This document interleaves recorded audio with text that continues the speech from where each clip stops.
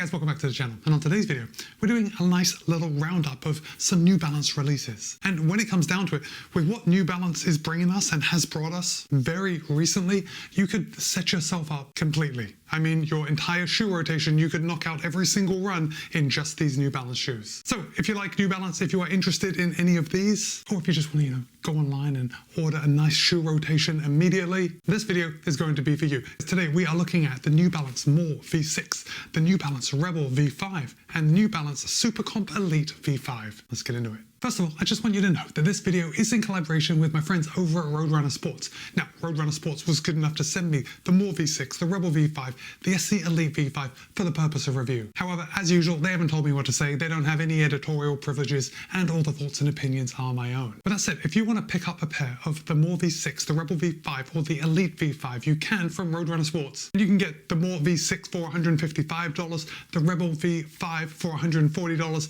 and the SC Elite V5 for $250. And of course, I will place links to all three of these shoes in the show notes below in case you want to pick them up for yourself. Okay, so let's get into it very briefly.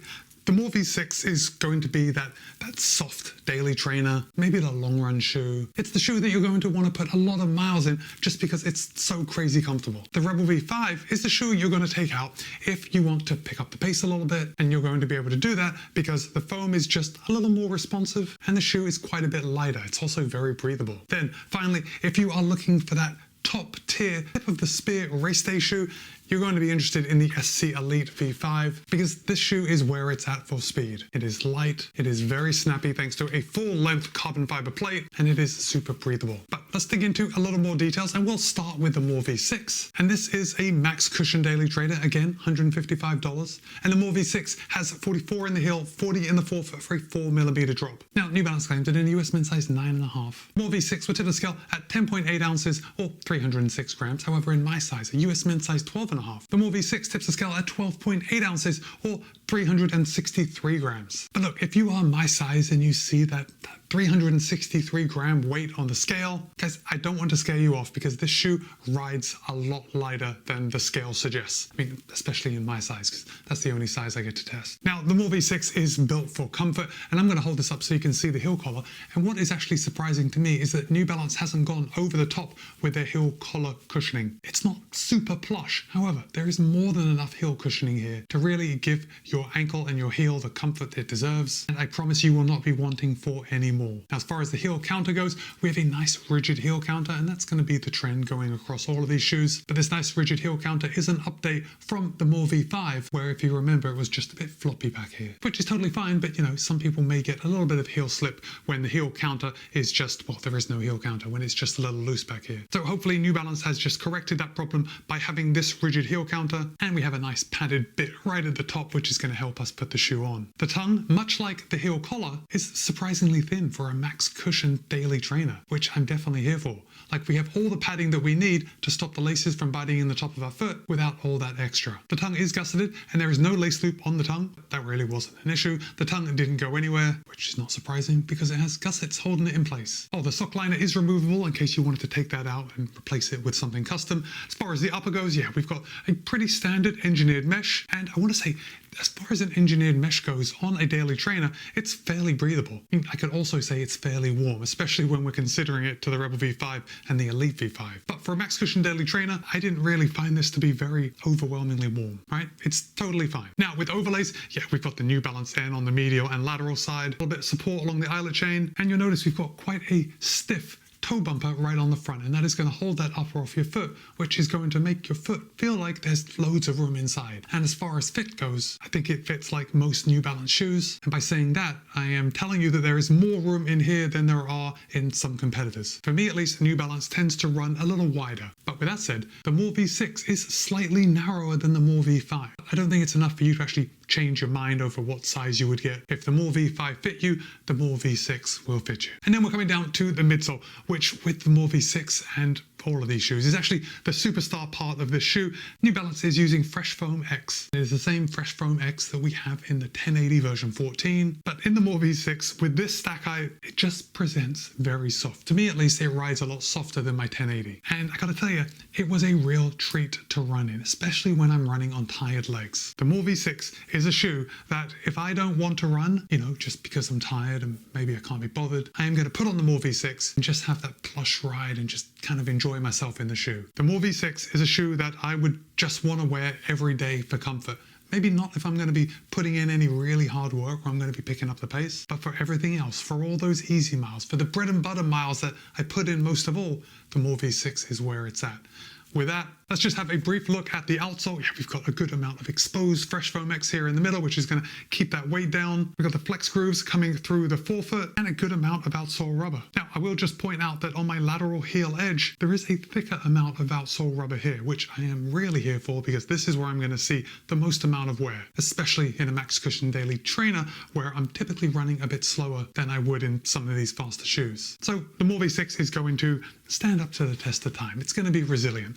Let's move on to the Rebel V5. Now, first of all, the Rebel V5 has 35 in the heel, 29 in the forefoot for a 6mm drop. And you might remember last year we had 30 in the heel, 24 in the forefoot, also for a 6mm drop. But the Rebel V5 is adding on 5 more millimeters of stack height. And for me at least, that has changed the Rebel V5 and it's made it a lot more well-rounded. It's a more versatile shoe, for me at least. And it has really brought it into the category of a lightweight daily trainer. Not just a shoe that I would go out for shorter runs, especially when I'm running a bit faster. Maybe I'll knock out my workouts in the Rebel. But now with that 35mm of stack in the heel, I can go quite a bit longer in the Rebel V5 and not kind of feel that road coming through the bottom of my shoe, Now, when I say this is a lightweight daily trainer, I'm not joking. In fact, in US midsize 9.5, New Balance claims that the Rebel V5 will tip the scale at 8 ounces even, or 227 grams. However, in my size, a US midsize 12.5, it'll tip the scale at 9.3 ounces, or 263 grams. So even in my size, the Rebel V5 weighs 100 grams less than my size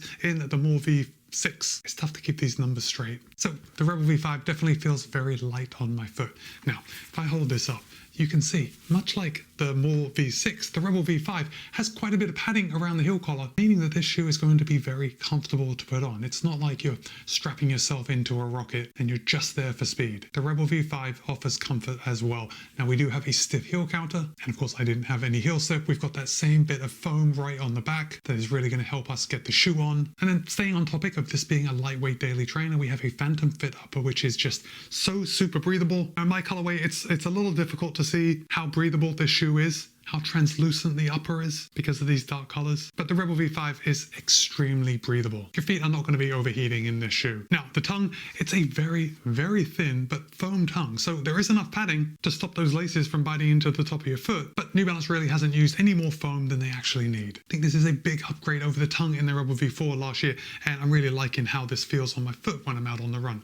The tongue is gusseted and we do have a lace loop right here in the middle. And the sock liner is, again, removable in case you wanted to put in something custom or just change it out for something else. As far as overlays, yeah, no big story here. We got the New Balance N on both sides, the reinforcement coming along the eyelet chain. There is an overlay coming around the back. I mean, we've got the heel counter inside, but we've just got like a TPU overlay around the heel. And then because the Phantom Fit upper is just so light, you can see a little reinforcement on the inside, which is basically giving the upper a little structure. So when you tighten down those laces, the shoe is really going to hug your foot. If we come down to the midsole, New Balance is using Fuel Cell. This Fuel Cell is a PIBA EVA blend, and I think it really toes the line for a nice responsive foam that is actually going to last a little bit longer than those really super high-end foams. And I think the Rebel V5 is going to be a very resilient shoe. Now, as far as the responsiveness of this Fuel Cell, this PIBA EVA midsole foam, yeah, it is really quite responsive. You can tell it's not a race day shoe, but because this shoe is so light and we've got this solid Fuel Cell foam, it really is going to perform well in all your workouts. In fact, if you didn't want to buy a race day shoe,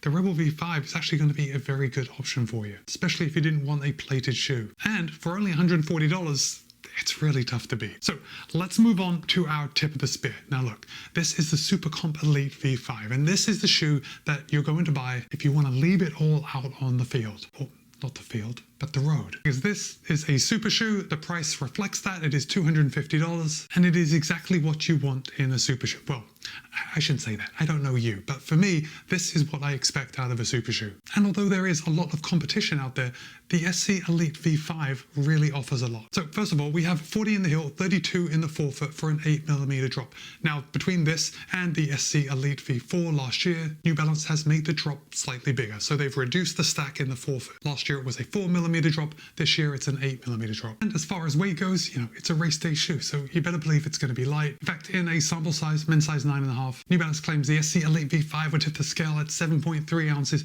or 214 grams. However, in my size, a US men's size 12.5, it'll tip the scale at 8.7 ounces or 247 grams. So yes, this shoe is light, but what I really think separates the SC Elite V5 from at least some of the other competition is that I think this shoe is going to work well for a wider range of people. Let's just say that. Because for me at least, the SC Elite V5 is a super shoe that is built for comfort. And you can see that, if I hold that up, you can see that with this amount of padding we've got around the heel collar.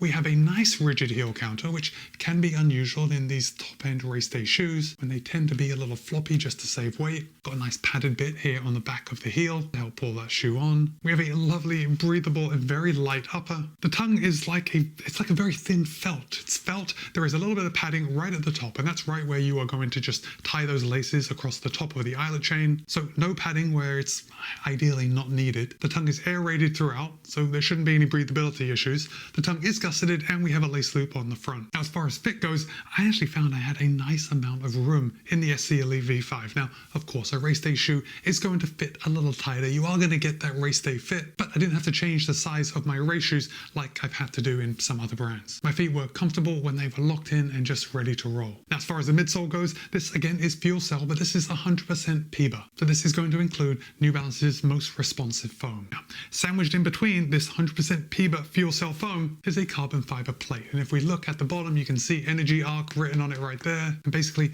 this plate starts fairly high in the heel. In fact, you can see this line right on the shoe, fairly high in the heel, and then it drops down to become a little lower in the forefoot. Now, compared with last year with the SC Elite V4, New Balance has tweaked the formulation of the carbon fiber plate. They've made it a little more rigid in the forefoot. And ultimately what that is going to do is make it even more snappy. And snappiness equals speed. So I think this is going to be the fastest SC Elite shoe yet. What do you think? In fact, what do you think of all of these? The More V6, the Rebel V5, the SC Elite V5? Are you interested in any or all of these shoes? Have you run in any of their predecessors? Definitely drop a comment and let me know. Oh, and also, are any of you thinking of picking up all three in one go? Just knocking out that whole shoe rotation? $545 and you are just set. You don't have to think about another pair of running shoes for at least a couple months. All right, my friends, that's it for now. It's been a New Balance breakdown between the More V6, the Rebel V5, and the SC Elite V5. Be kind, be happy, run well. See you in a couple of days.